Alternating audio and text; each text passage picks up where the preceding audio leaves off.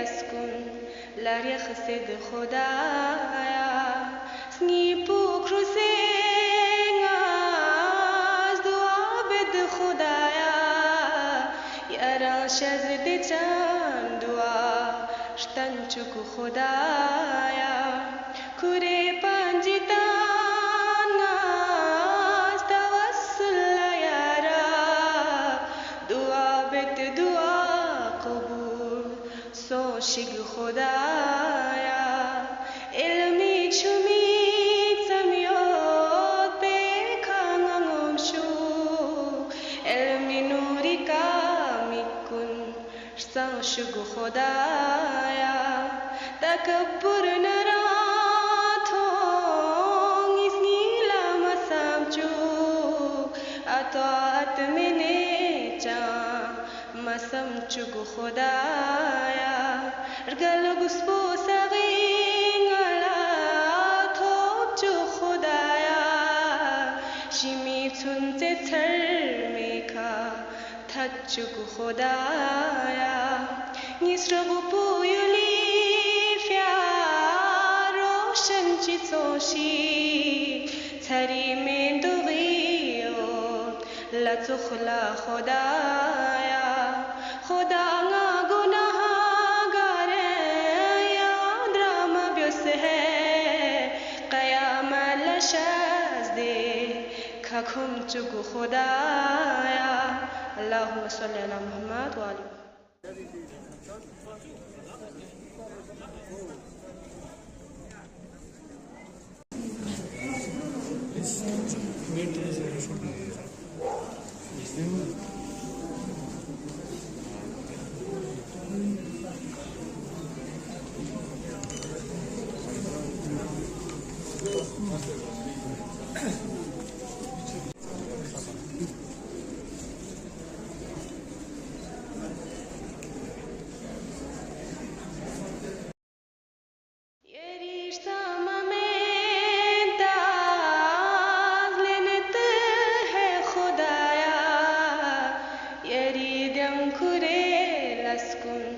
لاری خسد خدایا سنی پوکروسنگ از دعا بد خدایا یارا شزد چند دعا شتن چک خدایا کوره پنجتان از توسل یارا دعا بد دعا قبول سوشگ خدایا علمی چومید سمیاد بکنم شو علمی نوری کامی کن سوشگ خدایا تکبر نراتون اسنی لما سمجو اطاعت منی جان مسم چگ خدایا رگل گسبو سغین علا توب جو خدایا شیمی تونت ترمیکا تد چگ خدایا نیسرگو پویلی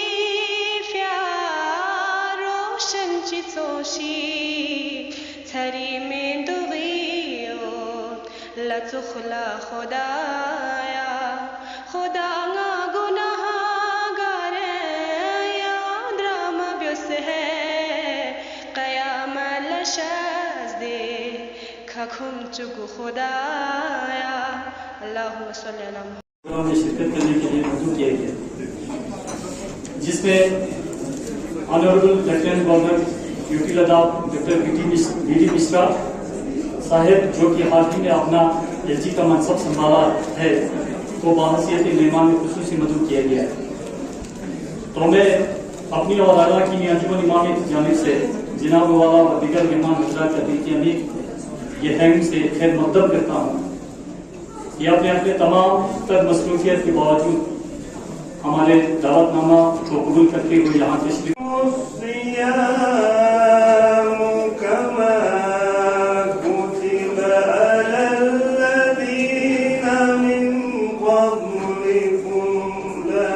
لعلكم تتقون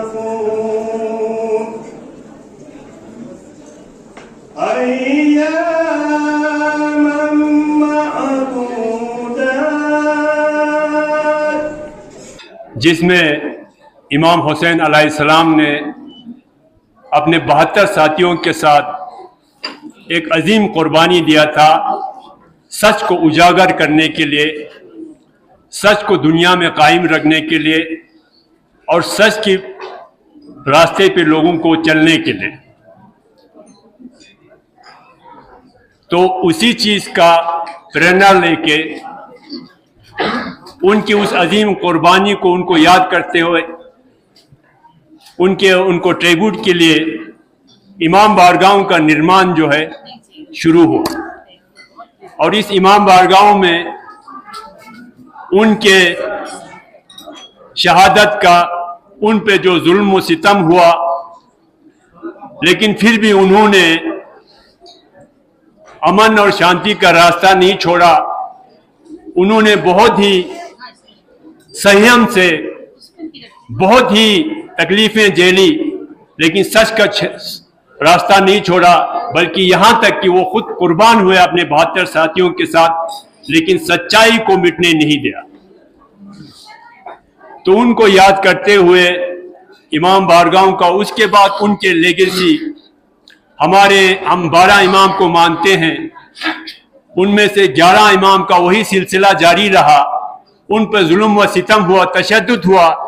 वक्त के हुक्मरानों ने अपनी हुकूमत को कायम दायम रखने के लिए उनके सच्चे रास्ते को मिटाना चाहा, ताकि उनके लिए हुकूमत चलाने में और भी सुविधा हो जाए, उनको कन्वीनियंट रहे।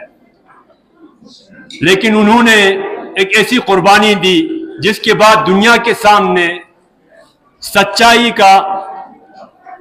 सच्चाई उजागर हुआ, आया हुआ। लोगों ने समझा कि इमाम हुसैन किस चीज के लिए कुर्बान हुए थे।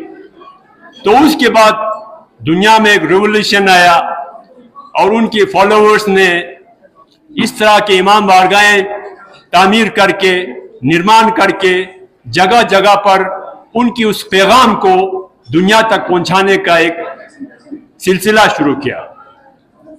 अब सभी लोग जानते हैं इमाम हुसैन की कुर्बानी से, उनके उस स्ट्रगल से प्रेरणा लेके दुनिया के बहुत अजीम हस्तियों ने अपने मिशन को कामयाब बनाया। इमाम बारगाह में आप लोग अक्सर देखते हैं यहाँ पर एक पल्पिट होते हैं, तो इस पर हमारे मौलाना हजरत, जिस पर एक स्टेप भी बने हुए हैं, अपने स्टेटस के मुताबिक थियोलॉजिकल डिग्री के हिसाब से वो वहां पर विराजमान होते हैं और लोगों को इमाम हुसैन की पैगाम, सच्चाई का पैगाम, दुनिया को अमान का पैगाम और इंसानियत का पैगाम देने की कोशिश करते हैं। इसी सिलसिले में हमने भी ये छोटा सा प्रयास किया है कि इस इमाम बाड़े में इस तरह का एक आप लोगों को एकत्रित करके दुनिया को एक पैगाम दे सके, इंसानियत का, भाईचारे का और सच्चाई का। हमें उम्मीद है कि आप सब लोगों के सहयोग से हम इस पैगाम को और भी आगे ले जाने में कामयाब होंगे।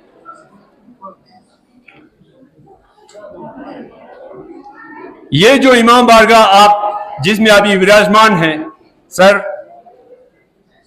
इमाम बारगाह बहुत पहले जमाने में एक छोटा सा उधर ऊपर हुआ करता था। उसके बाद 1917 में हमारे यहाँ पर एक मुअज़्ज़िज़ हाजी अब्दुल अली साहब, उन्होंने ये जमीन वक़्फ़ किया था इमाम बारगाह के लिए। तो इस पर एक बड़ा सा इमाम बारगाह का निर्माण हुआ। 1965 में जब पहली दफा हिज होलिनेस दलाई लामा जी लद्दाख विजिट पे आए थे, तो उस वक्त उन्होंने इस इमाम बारगाह में आके लोगों को अपना पीस और अमान का पैगाम दिया था। उसके बाद फिर 2003 में पुराने इमाम बारगाह को गिरा के फिर एक उससे भी नया एक इमाम बारगाह अभी जो ये है इसको तामीर किया गया। इसमें पहले से थोड़ा एक्सपेंशन हुआ। इसमें गवर्नमेंट की तरफ से भी हमें छोटा सा जमीन यहाँ अलाउड हुआ एक्सपेंशन के लिए, और उसके बाद इस इमाम बारगाह को एक्सपेंशन किया और 2007 में इसका ये तैयार हुआ था। और उस मौके पर फिर हम इंसानियत की पैगाम को इमाम हुसैन की राह पे चलते हुए हमने हिज हॉलीनेस दलाई लामा जी को बुला के उनके हाथों से इस इमाम बारगाह का उद्घाटन किया था, जिससे दुनिया में एक बहुत ही बड़ा एक पैगाम गया, लोगों को इंसानियत का प्रचार हुआ। हम बड़ा खुशनसीब समझते हैं कि ये कार्य हमारे दौर में हुआ था। और आजकल फिर रमजान का महीना चल रहा है। ये महीना बहुत ही पवित्र है मुसलमानों के लिए, क्योंकि रमजान के महीने में कुरान शरीफ का नुज़ूल हुआ था।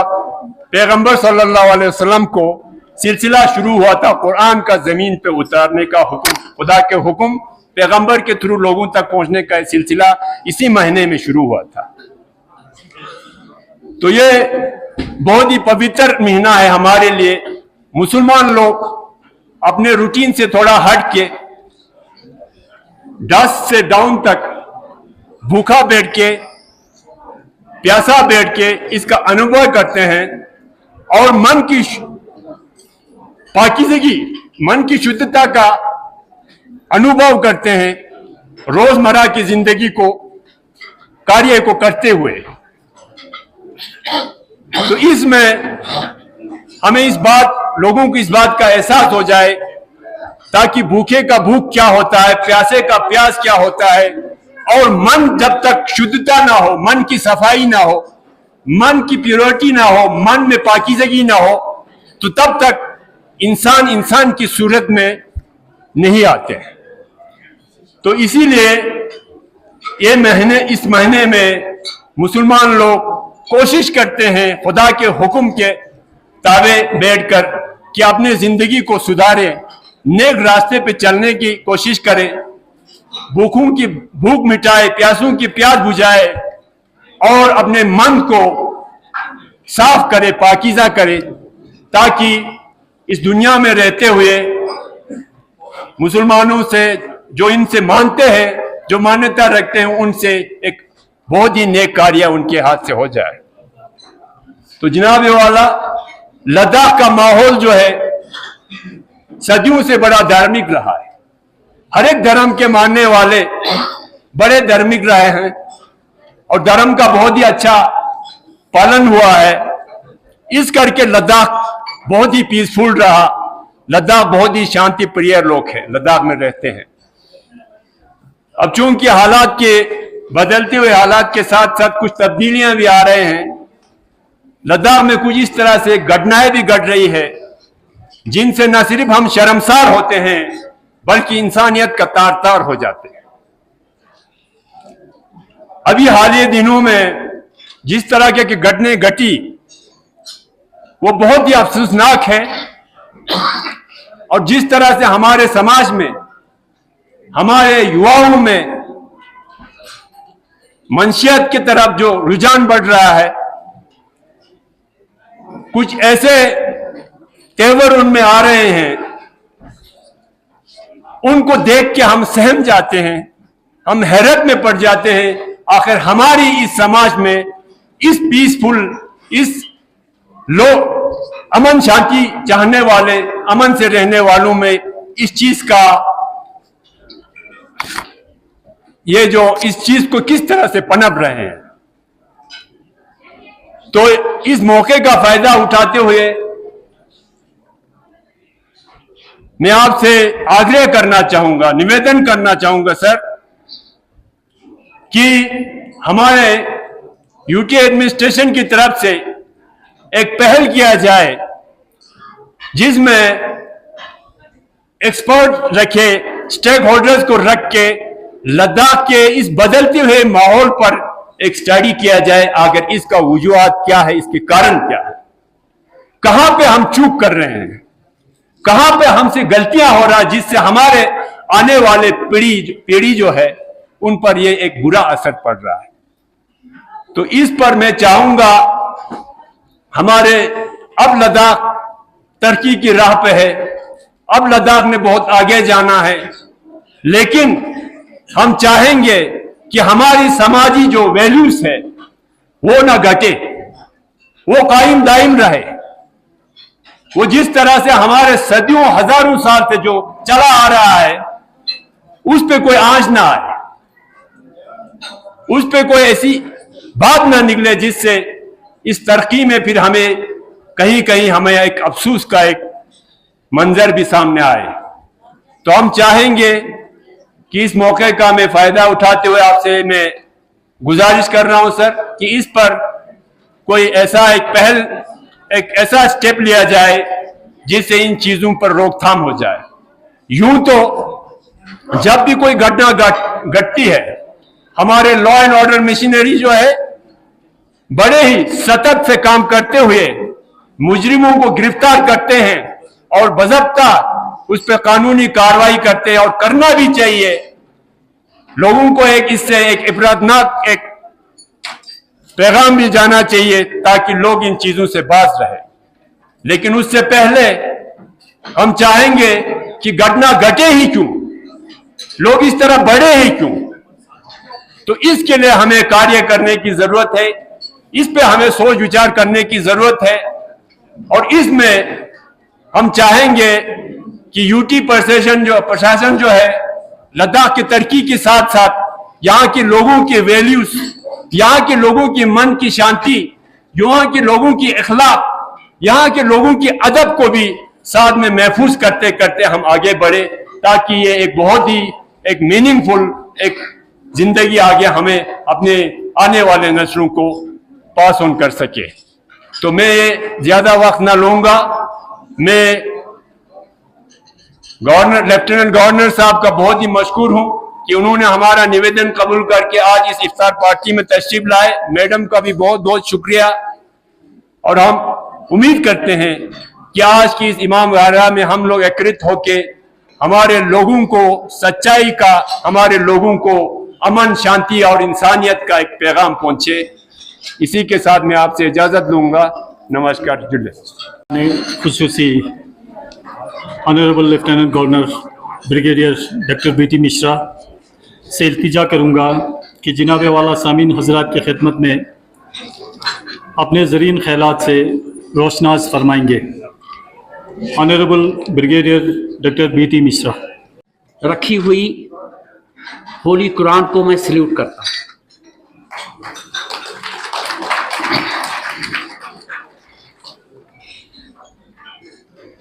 इस जगह विराजमान हमारे सीसी लेह के एडवोकेट ताशी ग्यालसन साहब, हमारे मेंबर पार्लियामेंट श्री नामग्याल साहब, हमारे बड़े नेता थोपसान सेवांग साहब जो प्रेसिडेंट हैं LBA के। मुझे इतनी खुशी है आज कि मुझे मौका मिला कि मैं इस पाक रमजान के महीने में आपके साथ इस इफ्तार में शामिल हूँ। मुझे बहुत खुशी है। यह एक बात पर और खुशी है कि यह मुझे पहला मौका मिला है, कभी हमको मौका मिला ही नहीं। अब यह मौका तो आप लोगों की वजह से मिल गया, तो यह भी मुझे बहुत खुशी है। और खुशी यह भी है कि यहाँ पर जो माहौल है और जितना यहाँ पर आदर सत्कार रिस्पेक्ट है हर के लिए, सबके लिए, जितने भाई बंद यहाँ पर आए हैं, वो बहुत ही अच्छी बात है। यह एग्जाम्पलरी बात है, यह नज़ीर देने की बात है। और जो यहाँ पर जितने लोग यहाँ पर बोले, सभी ने एक बात जरूर कही कि भाईचारा, अमन चैन और मदद, यह सभी ने अपने बात में कहा, और यह भी एक बहुत बड़ी बात है।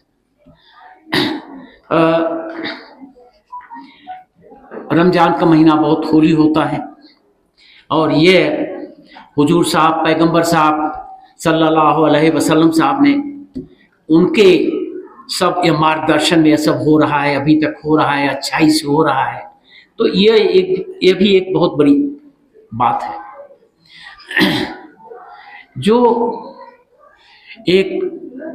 जो 5 वसूल हैं,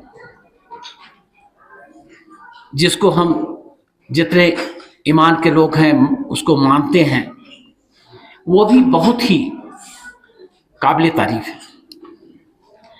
तौहीद है साहब, पहला वसील है। फिर उसके बाद रोज़ा है जो कि हम लोग रख रहे हैं। फिर नमाज है, 5 बार करते हैं। उसके बाद ज़कात है, फिर हज है। तो ये जो ज़कात है ना, ये बड़ा, मैंने सब ग्रंथ पढ़े हुए हैं और हर ग्रंथों का, बाइबल भी पढ़ा है, कुरान साहब को, कुरान शरीफ को भी मैंने इंग्लिश में पढ़ा है और सब।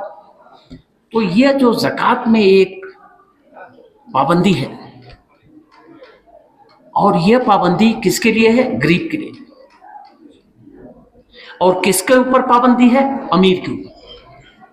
तो कहते हैं कि देखो भाई, जो भी तुम कमाई करते हो, उस कमाई में औरों का हिस्सा है जो कि इस कमाई के काबिल नहीं है, तो कमाई करो, अपने खर्चे वर्चे निकाल लो। खर्चे वर्चे निकालने के बाद जो बचता है उसका 2.5% दो। अब ये जो बात है, ये यहाँ पर जो एक चीज निकल के आती है, ये और कहीं पाबंदी हमको दिखाई नहीं पड़ती। और ये है कि भाई तुम्हारी मर्जी है, चाहे जो दे दो, जितना चाहो उतना दे दो। लेकिन यहाँ पर एक वसूल है, और उस वसूल के हिसाब से ये काम हो रहा है। तो मैं तो काफ़ी, हमको इनलाइटनमेंट होता है कि ये वसूल यहाँ पर हैं, इसका पालन हो रहा है और इसी रास्ते पर लोग चल रहे हैं। तो मैं ये समझता हूँ कि ये जो भाईचारे का एक माहौल है, एक दूसरे के प्रति माहौल है, ये भी हुजूर साहब ने सल्लल्लाहु अलैहि वसल्लम साहब ने ये भी कहा है कि अगर आप शाम को खाना खा के सोने जा रहे हो, तो जहाँ तक आपकी आवाज़ सामने जाती है, जहाँ तक दाएं जाती है, जहाँ तक बाएं जाती है, जहाँ तक पीछे जाती है, यकीन करो कि सबका पेट भर गया है ना ऐसा। तो ये बड़ी उम्दा बातें हैं, ये बहुत ही इनलाइटेंड मैटर है, जिसकी वजह से हम इस रास्ते पर चल रहे हैं। मित्रों, जो अमन,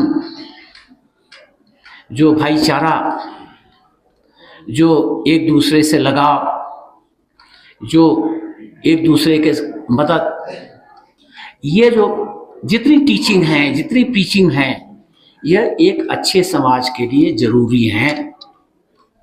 और जब ये होंगी तो समाज यूनाइटेड रहेगा, आगे बढ़ेगा। और उससे ज़्यादा इम्पॉर्टेंट क्या है कि जो हमारी आगे आने वाली पीढ़ी है, ये इसको नकल करेंगे, कॉपी करेंगे, तो उनका भी भविष्य अच्छा होगा। तो जितनी टीचिंग आज हम यहाँ पर, हमने कुरान की कुछ आयतें भी सुनी हैं, उसका तर्जुमा भी सुना है, ये जीवन के लिए बहुत आवश्यक है। आप किसी भी फर्क, आप किसी भी प्रिंसिपल को मानते हो, कोई भी आपका पॉलिटिकल लीनिंग हो, लेकिन जो बेसिक बुनियादी इंसानियत की बात है वो यहाँ से सीखें और इसको आगे बढ़ाओ। मैं यहाँ पर 2 महीने मुझे हो गया, और ये हमारे जो प्रेसिडेंट AIL हैं, इन्होंने भी जिक्र किया, हमारे लद्दाख में बहुत काम बाकी है करने के लिए, हर फ्रंट पर, सोशल, पॉलिटिकल, इकोनॉमिक डेवलपमेंट, हर। इसमें मैंने आने के बाद आप लोगों से मैं सीख रहा हूँ, रोज मैं 20-25 लोगों से मिलता हूँ, सबकी बातें सुनता हूँ, और उससे मुझे आइडिया आ रही है।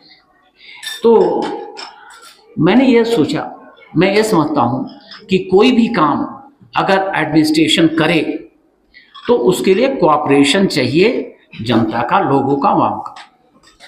और मुझे ये लगता है कि यहाँ की आवाम इस बात के लिए राजी है, इस बात के लिए तैयार है कि हम कोऑपरेट करेंगे डेवलपमेंट में, अमन में, लॉ एंड ऑर्डर में, हर चीज़ में। तो मुझे जो 2-3 चीज़ें बहुत एक खौफ जैसी लगती हैं, वो उसको मैं मुद्दा बनाना चाहता हूँ और उसमें आपकी मदद करना चाहता हूँ। पहला तो ये है कि यहाँ पानी बहुत ही दुर्लभ है। कुछ दिन बाद अगर हम आज चौकन्ने नहीं होंगे, अगर आज हम नहीं सोचेंगे, तो पानी मिलना मुश्किल है। तो इस पर भी हम कार्य करेंगे, एडमिनिस्ट्रेटिव एक्शन लेंगे, लेकिन कोऑपरेशन चाहिए। उसी के साथ साथ क्या है कि जो हमारी नदियां हैं, नाले हैं, जहां पानी जाता है, तो मैं कोऑपरेशन की बात करता हूं तो उसके माने ये होते हैं कि उसको गंदा मत करो। तमाम जगह नदियों में कूड़े फेंके जा रहे हैं, नदियों को गंदा बनाया जा रहा है, नालों को गंदा बनाया जा रहा है। तो जो पानी हमारे लिए इतना अहम है, तो हम कैसे उसको ठीक करेंगे? उसको तो हमने ठीक करना है ना, और हमने माने हम सब लोग। तो ये पहला मुद्दा हमारे समझ में आता है कि ये। दूसरा, हमारे यहाँ पौधे कम हैं, तो हर एक आदमी अगर 1 पौधा, 2 पौधा, 3 पौधा लगा दे, उसको प्रोटेक्ट करे, उसको बड़ा कर दे, तो वो उसी तरीके से अच्छा काम होगा जैसे आप अपने बच्चे को बड़ा करते हैं, क्योंकि यहाँ पर नीडेड है। और तीसरा, मैं ये बहुत दिनों से सोचा, हमारे यहाँ पश्मीना लद्दाख इसीलिए जाना जाता है, चाहे आप फ्रांस में खड़े हो जाओ, बर्लिन में खड़े हो जाओ, चाहे आप लंदन में खड़े हो जाओ, यह हमारी शोहरत का एक अभिन्न अंग है और ये अभी डाउन जा रहा है। ऐसा ना हो, खौफ है, ऐसा ना हो कि 10 साल बाद हमारे यहाँ पश्मीना गोट ही ना हो।